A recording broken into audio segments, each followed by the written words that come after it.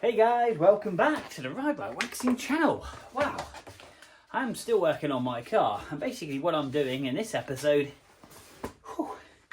is taking off with a wire wheel all the undersill. It's had many years of undersill applied to this, and I'm taking it back. And as I'm taking it back, I'm actually finding things that I don't really want to find, which on the surface the car looked absolutely sound, but stripping off that undersill, and also there's mastic and stuff where obviously in the years gone past where it's been patch repaired and stuff. So I'm taking all of that back, and I'm making good all the holes and welding and filling and tidying it all up, getting it ready then to wrap the line to basically the whole underside of the car, the engine bay and the whole of the interior. That's right, wrap the line. I was going to go for the concourse paint, but to be honest with you, I'm a bit like the paintwork you see here. I'm just paranoid about scratching it and damage it, and I want to drive it and enjoy it and make it waterproof. And Raptor lining is pretty good stuff. So I'm going to get it colour coded. HUB is Java Green, which is for the colour of my car, is the paint code, and I'll get that mixed up. But what I'm going to do, stick in my hand, just show you how deep the layers of wax oil and undersill that have been applied to this car over many, many years. Now, I've owned this car since I was 15 and I'm now 47. Hence the reason why I'm working on it, and I love it so much. So let's pop in my hand, let's have a quick look. Right, so I've just basically zip wheeled this area just here. Now let me grab my light. You can see all the dirt and the grime working in this car, and it is making an absolute mess of my workshop. But hey ho, little bit of filler we've put in there, but like I say, we made all this good, but you can see all this is all wax oil that's come off. But we just zip wheeled this area here. As you can see, I'm not sure if you can really zoom in on the layers. You've got the primer, the original paint, and then obviously we've gone into like a multitude of very, very thick layers of wax oil. That is really, really deep. Hence you get this kind of mottled effect here, and there is quite a lip. I'm going to take all of this off, because what I've found is when doing it, I'm exposing little holes which I'm now welding and filling back and rust treating, and I just want this car to be solid. No major big patches. It's had some patches before in the past, one just here, but again we've filled and tidied all this up, and once you put some primer on it, it comes up lovely. But I'm trying to do it in between working and everything else. It's really, really difficult to do it, rust treat it, prime it, and then you end up taking the primer off and so forth, because I don't want it to go rusty. Like I say, engine bay is pretty much all done, which is cool. Wheel arch over there is all done, and we're just working on the underside of the car now. And this is just years of wax oil just under here. This is actually bare metal, which I was starting to zip wheel because I've welded in the subframes as well. We're getting blow through on the wax oil there, so this is obviously all going to come off. But we're going to clean all this up and make it good. This is just all rust treated from where I've welded through and got good penetration and exposed the metal. So I'm rust treating all the areas, and also just double check and make sure I've not got any little holes if need be. I welded up with that bad boy. That thing's absolutely been a godsend. Absolutely been a godsend. So I'm going to pop you on time lapse, and we're just going to burn through this lot, put some tunes on, and have a look at the before and after. See you in a bit.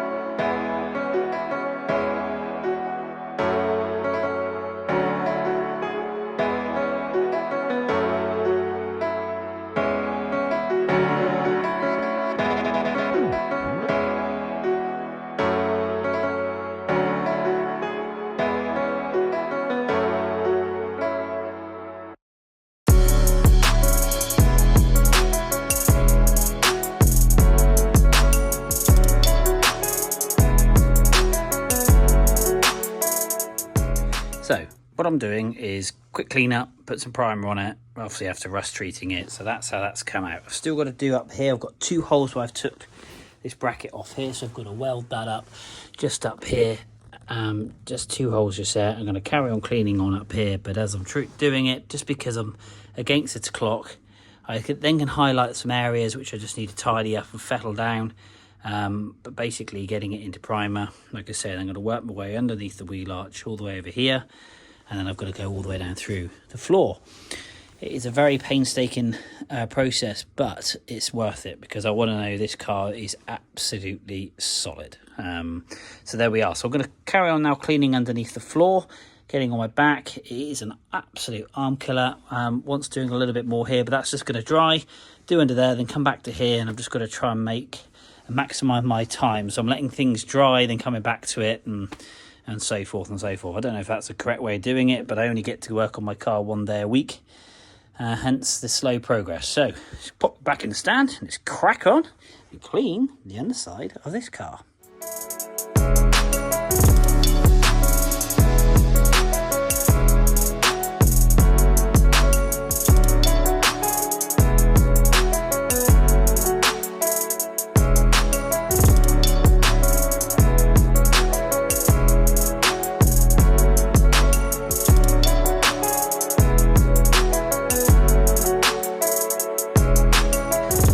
Okay team, here we are.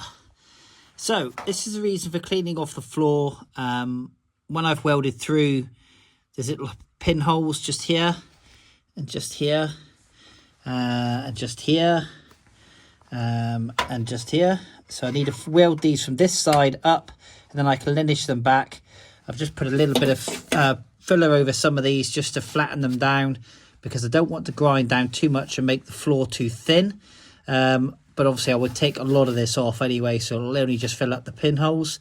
But I'm also removing these things because I'm running the fuel lines and brake lines inside the car.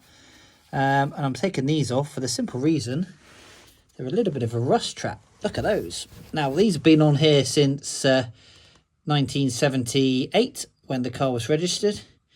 But you can see all the wax oil that I'm taking off. And we're getting it back to kind of like a nice finish before painting it. And the other reason, if you have a look over that side, it looks really quite manky over there. This is just years of black wax oil, and this is obviously where I've welded on the top, and it's all got brittle and it's just peeling off. So I've got to take it off, and I'm going to make it look lovely. So the bottom is going to be as nice, and you can see all the weld. This is why I started to weld, all the weld wire sticking through. So yeah, that's what I'm removing. I've removed them all the way from the front, and we're going to do the same across the whole of the floor. But I thought you can just see where I'm getting. Boy, it's hard work on my arms, laying on my back. I don't know how good the camera shot is, so if it's pretty pants and if you've got this far, thank you. But luckily, it's only a time lapse. But we're getting there. We're getting there, but we're just exposing any problems that we've had, which we've had down here, which I've welded up. But the nice thing is I'm welding it from both sides and lineaging it back, so we get a good solid bit of metal. So there we are. I'm going to carry on cleaning this floor, this side, and then I'm going to weld and sand, depending on how the welding goes. Shouldn't blow through because it's quite good metal. And then I'm going to start on the other side, but we're going to start on the tunnel as well and get all the crap out of there so it looks lovely and shiny. The rear subframe's pretty good cobwebs and stuff, but we're going to recondition the whole of this rear subframe. And again, if anybody knows what the best brackets or P-clips or what to use to run the brake and fuel lines inside the car, if anybody's 3D printing any and wants some showcased in my car, I'll quite happily give you a shout out on the channel. And obviously tell everybody about it and where they can get them. So there we go. Guys, back to time lapse. See you in a bit.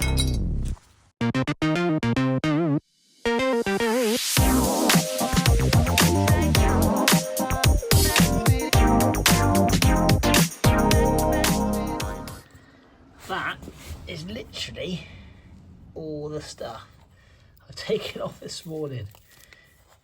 Look at it. All dry, dirt, filings, underseal. So, let's crack on.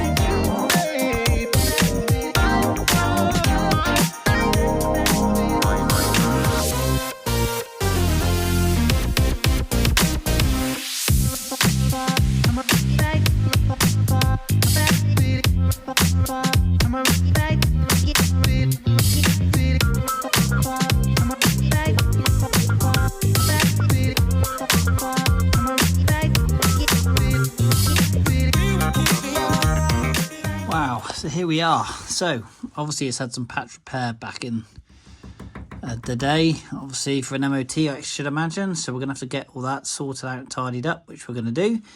But we've cleaned off all the paint, and to be fair, all of it is pretty solid. These are original seals, as you can tell, and the original floor from all those years ago, so it's held up really well, to be honest with you. I think that's credit to the guy who waxed this to death when it was new.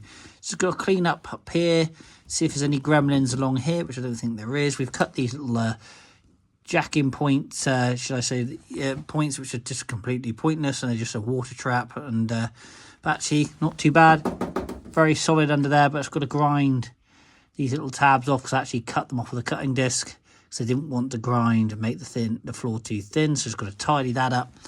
And the same just down over here. I've done the front one, and I'll do the same the other side. So going to clean this up now, and then I'm going to get the welder. I'm going to start tidying up some of this stuff and linishing it back and making it look a lot nicer. And welding up all these little pin prick holes from welding the subframe in from the top.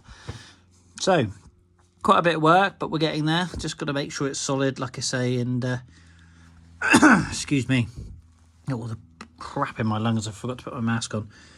I'm going to work up to this point here and then get all that done, and then I'm going to take the back out and then do the back end. That's the idea. I just think it'll be easier for me to do it in bite size, otherwise I'll get disheartened because the project then looks too big. So we're just taking it in bite size, so stay with us.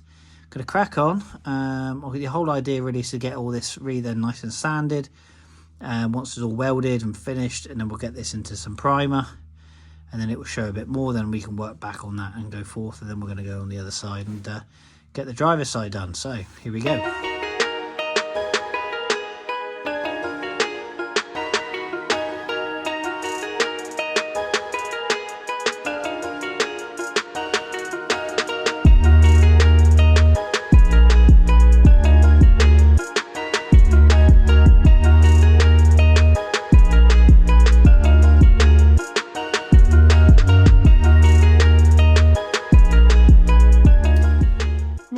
So after a very long day and a lot of cleaning and finding a few more holes, I didn't video all of it for the simple reason I think you'd get bored of watching all the time lapse. That said, now let's have a quick look at the finished article.